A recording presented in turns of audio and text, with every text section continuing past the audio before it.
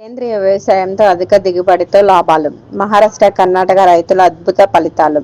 విజయవంతంగా సేంద్రియ వ్యవసాయ అవగాహన సదస్సు.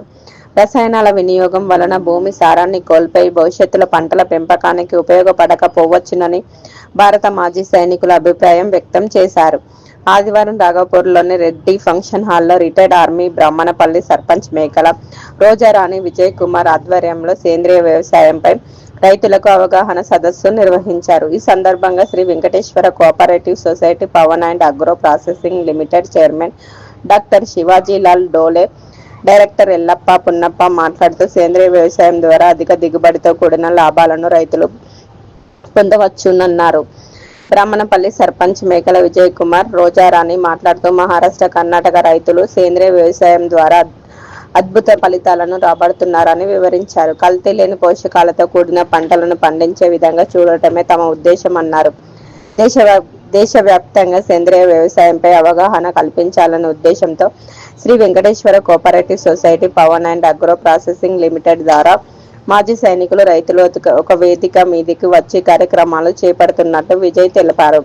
జిల్లాలోని రైతులందరూ తమ సంస్థలో సభ్యత్వం పొందాలని కోరారు. రైతుల పిల్లలకు వ్యవసాయ రంగంలో మెలకువలు నేర్పించి సేంద్రియ విధానంపై పట్టు సాధించేలా చేస్తామని పేర్కొన్నారు. ఈ సదస్సులో రిటైర్డ్ ఆర్మీలో మంతని రమేష్, వెలిశెట్టి సంతోష్ కుమార్, అప్పన్నపేట సర్పంచ్ ఆర్ సంతు, దేవునిపల్లి సర్పంచ్ బొక్కల రేఖ సంతు, బొంపల్లి సర్పంచ్ దాడి మౌనిక సంతోష్, సబ్బితం సర్పంచ్ నూనె సరోజన రమేష్, పలు గ్రామాల సర్పంచులు, రైతులు, మాజీ సైనికులు తదితరులు పాల్గొన్నారు. తెలంగాణ తరఫున మొట్టమొదటిసారిగా జై జవాన్ జై కిసాన్ వీరికి సేంద్రియ వ్యవసాయం పైన అవగాహన కల్పించడానికి మా ఆర్మీ సోదరులు మరియు రైతులు కలిసి శ్రీ వెంకటేశ్వర కోఆపరేటివ్ సంస్థను పెట్టుకున్నారు. ఆ సంస్థ ద్వారా సేంద్రియ వ్యవసాయం చేయడం వల్ల ఎన్ని లాభాలు అయితే ఉంటాయో రైతులకు తెలియజేసి, మరియు సేంద్రియ వ్యవసాయం చేయడం వల్ల నష్టపోతామనే రైతుల అపోహను తొలగిస్తూ వారికి మంచి లాభాలు ఉంటాయని మేము వారికి తెలియజేస్తూ, సహకార సంఘం సంస్థలో సభ్యత్వాలు తీసుకోవడం వల్ల లాభాలు మరియు వారి పిల్లల భవిష్యత్తుకు మంచి భవిష్యత్తు ఉంటుందని వారికి అవగాహన కల్పించడం జరిగింది. మనం వాడే రసాయనాల వల్ల భూమి యొక్క బలాన్ని కోల్పోతుంది. రాబోయే కాలంలో పంట పండాలంటే కూడా భూమి క్షీణించిపోతుంది. దాన్ని కాపాడుకోవాలంటే మనం సేంద్రియ వ్యవసాయాన్ని చేసి భూమి యొక్క బలాన్ని పెంచుకోవాలని ఈరోజు రైతు సోదరులకు మేము తెలియపరచడం జరిగింది. ఈ అవగాహన సదస్సు ద్వారా మా చాలామంది రైతులు సేంద్రియ వ్యవసాయం వైపు మొగ్గు చూపుతూ మన దేశాన్ని కాకుండా ఈ ప్రపంచాన్ని కాపాడాలని కోరుకుంటున్నాం. జై జవాన్ జై కిసాన్.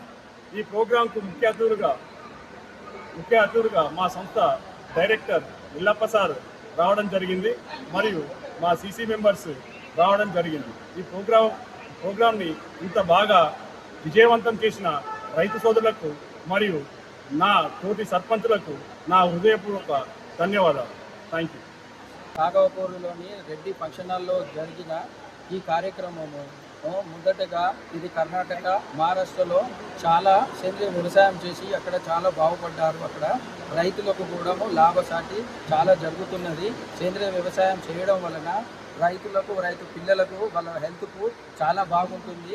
దాని కాన్సెప్ట్ మీద మన జిల్లాలలో కూడా మనం దీన్ని స్థాపించాలని, అలాగే మన రైతులకు సేంద్రియ వ్యవసాయం పద్ధతి ద్వారా వాళ్ళకు లాభాలు కూర్చేటట్టు మేము సహకారం చేస్తుంది ఈ సంస్థలో సభ్యత్వం తీసుకోవడం వలన మన రైతుల పిల్లలకి వాళ్ళకు ఉచిత శిక్షణలు కూడా దీనిలో అందిస్తూ ఉంటాము.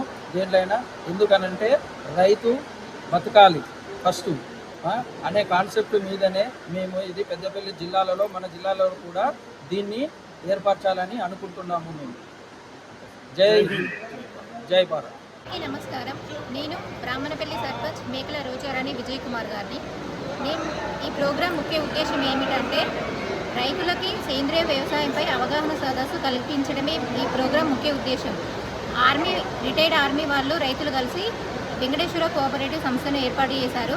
ఈ సంస్థ ద్వారా సేంద్రియ వ్యవసాయం చేయడం వల్ల రైతులకు చాలా లాభం చేకూరుతుంది.